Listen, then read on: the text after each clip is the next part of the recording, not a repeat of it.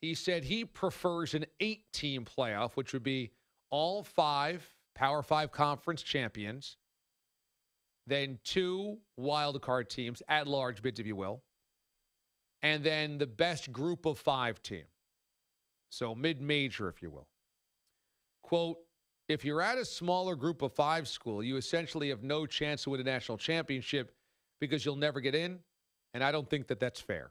End of quote. Well, I tend to agree with Mike Gundy.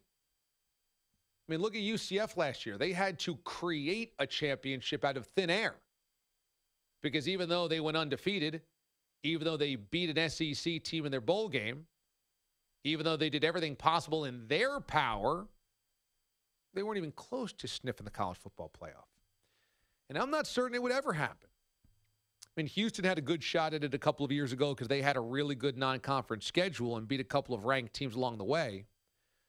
But if you compete in any of the group of 5 conferences, you just will never get a strength of schedule that's respectable, that you're considered a top 4 team in the country.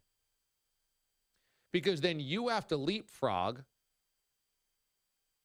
2 power conference champions. There's 5 power conferences and 4 slots in the college football playoff. So you have to be considered as a group of 5 team. UCF last year at 13-0. They would have to consider UCF the third, well, better than 2 other power conference winners. You're just never going to get that. You'll never get it. And it's a shame. It's a sin.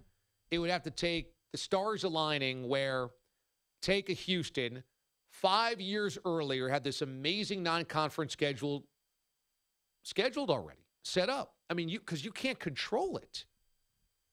Think about how early you have to schedule non-conference games, especially against power teams that usually have their schedules done non-conference-wise years in advance.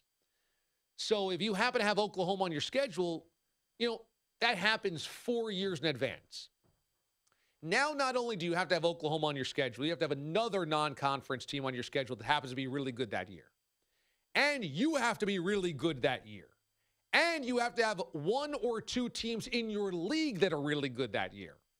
Because unless you have wins over 4 ranked teams, I would say, you ain't getting in there. Because the rest of your wins are against non-ranked, non-power conference, lower tier schools that nobody counts as real victories. So there's so much luck involved. And then on that year that you happen to have a really good non-conference schedule, that you happen to be really good, and your league happens to be really good, you also have to hope that 2 of the power conference champions look like crap or come out of a very down year in their power leagues. It's just too much to ask. There's just not ever going to be enough slots